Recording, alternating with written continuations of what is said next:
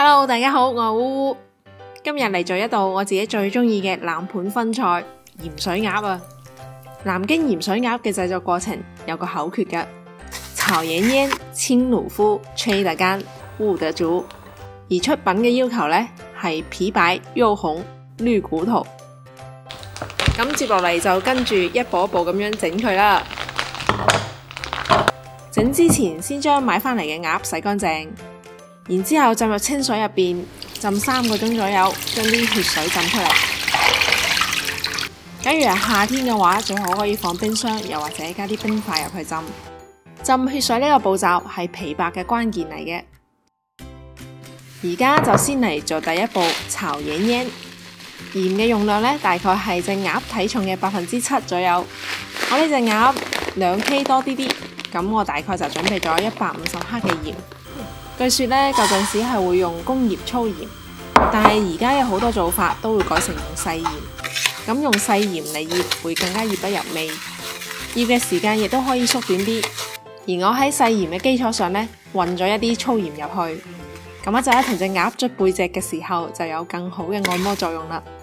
啲鹽呢要用細火去慢慢咁樣炒佢，炒到微微開始變黃嘅時候，就加入鹽分量大概1/10嘅紅花椒。咁我呢度呢，亦即係大概15克嘅花椒啦。啲花椒加咗入去之後，炒幾下就可以熄火啦。然之後繼續利用鹽嘅高溫將佢繼續炒。可以見到冒出嚟嘅煙，其實佢就係花椒入邊所含有嘅水分。徹底將啲花椒炒乾炒香。咁樣而家炒好咗嘅花椒就先放一邊，等佢攤凍下先。呢個時候呢，我哋去修理下隻鴨，幫佢掹下毛啦，然後將條頸嗰啲氣管啊、食管啊嗰啲都扯走佢，剪埋籮柚。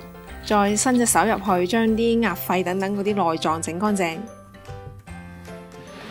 收拾好隻鴨之後呢，就洗乾淨，然之後用廚房紙將隻鴨裏裏外外都擦乾，啲水分索得夠乾呢，一陣一醃製先會更加入味嘅。而家嗰啲花椒鹽嘅溫度已經冇咁高啦，雖然仲係熱辣辣嘅，但隻手可以 handle 到。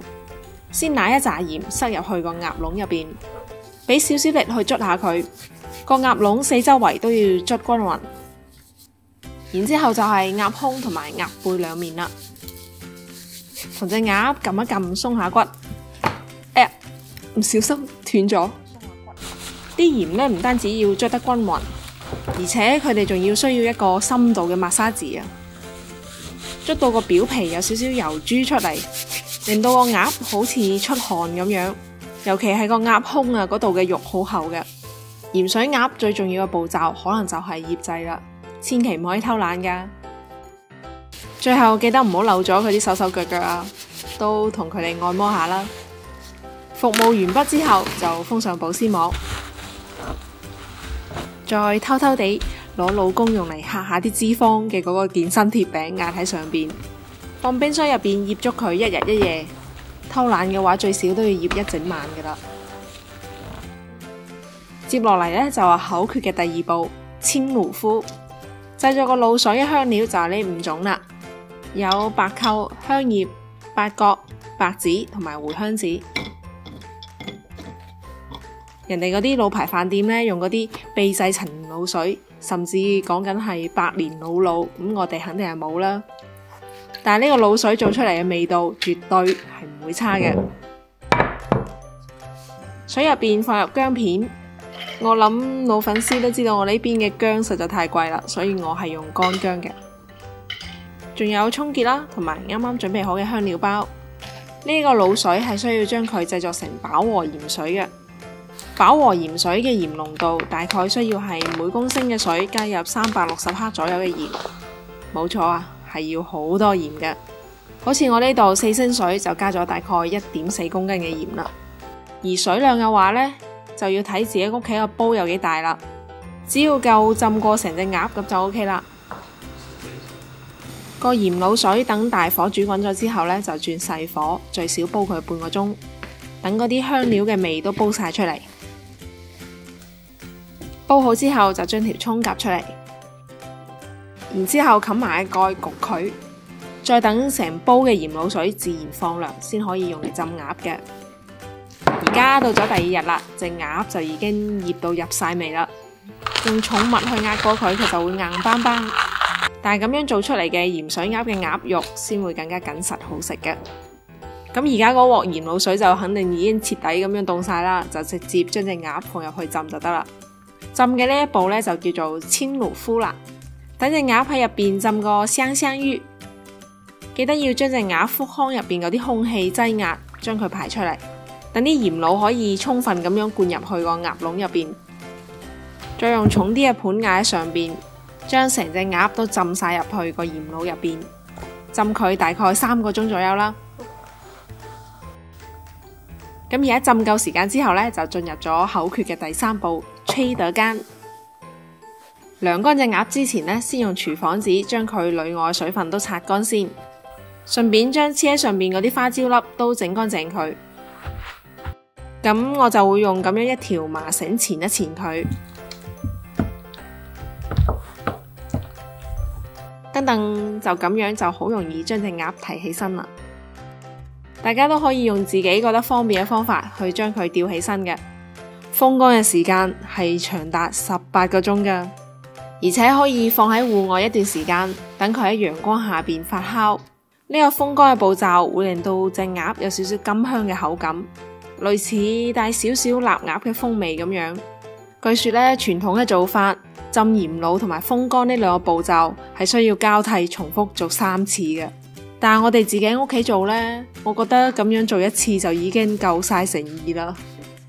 咁而家見到嘅就係已經風乾咗18個鐘嘅鴨啦。嚟睇下隻鴨髀已經乾到透晒啦。好啦，而家終於嚟到咗最後煮鴨嘅呢一步啦。煮鴨之前，先將1粒八角啦、1片厚切嘅薑片同埋1棵蔥塞入個鴨籠入邊。然之後燒滾一大煲嘅水，加啲薑蔥同埋1汁花椒，咁就 OK 啦。千祈唔好再加鹽啦。隻鴨喺醃製同埋鹽滷呢2個步驟呢，已經充分咁樣入味啦。南京人煮呢個鹽水鴨有啲似廣東人做白切雞啊。放入去之後又提翻起身，重複幾次，令到個表皮收縮，同時亦都令個鴨嘅腹腔入邊嘅溫度同埋周圍保持一致。放入去之後，記得要壓一壓隻鴨，盡量排晒佢腹腔入邊嗰啲空氣，等啲水可以灌晒入去，咁隻鴨先會浸得更加靚、更加均勻嘅。最後煮鴨嘅呢一步呢，叫做煨得煮。呢個煨嘅精髓呢，其實同我哋廣東白切雞都係差唔多嘅，其實就係低溫慢煮嘅原理啊。再嚟就係可以揾個碗將隻鴨咁樣壓一壓，將佢全部壓入個水入邊。個火要調到最細最細，等個水保持咁樣微微有動靜嘅狀態，千祈要保證個水唔可以滾，而且亦都唔可以冚下蓋。咁樣狀態下嘅水溫其實大概就係80-90度，保持咁樣嘅水溫，將隻鴨浸50分鐘左右。個時間當然係需要根據隻鴨嘅大細去調整下啦，同埋冬天同埋夏天都會有所出入噶。中途呢，仲可以幫隻鴨翻下身，等佢腹腔入邊嘅水同埋外邊嘅水置換下，保持內外嘅溫度一致。咁樣浸出嚟嘅鴨，啲鴨肉真係非常之嫩滑嘅。好啦，而家浸到差唔多時間啦，可以插一插鴨髀嘅呢個位置。假如流出嚟嘅係清澈嘅水，冇血水滲出嚟嘅話，咁就真係熟啦。好啦，隻鴨要出肉啦。雖然睇落去好似有啲其貌不揚，但係其實佢真係非常之有內涵，啲鹹香味都全部鎖喺個骨肉入邊啦。哇，好似你焗完桑拿個樣喎。我先冇咁肥啊。咁而家就要忍忍先，要等佢放到凍晒先可以斬嘅。冇錯，又要等多幾個鐘啦。大家可唔可以計到我從整呢隻鴨開始到我真正可以將佢食落肚，一共需要花幾多時間呢？而家隻鴨徹底攤凍啦，終於可以上武器斬佢啦。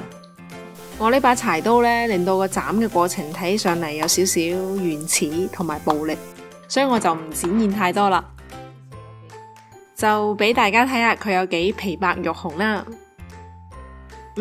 漂亮！呢道鹽水鴨嘅出品要求，除咗皮白肉紅之外，仲有鹿骨頭。咁而家嚟睇下，見唔見到呢個就係呈現淺墨綠色嘅鴨骨啦，都算做得完美啦啩。皮白係一開始浸血水嘅效果，而肉紅同埋鹿骨頭呢都係醃製到位嘅結果啊！呢個真係可謂係烏最中意嘅冷盤分菜。雖然真係好花時間啊，但係啲為食鬼嘅心通常都係認真又堅定嘅。大家有冇俾我呢個毅力感動到啊？俾個 like 我啦！時間同埋鹽滷結合出嚟嘅味道真係超正啊！不愧係呢個金寧鹽水鴨，鴨肉鮮嫩多汁。做之前呢，我本來仲想送半隻俾朋友嘅，但係結果試咗之後就唔捨得啦。希望大家中意呢期嘅視頻，我哋下期再見啦，拜拜。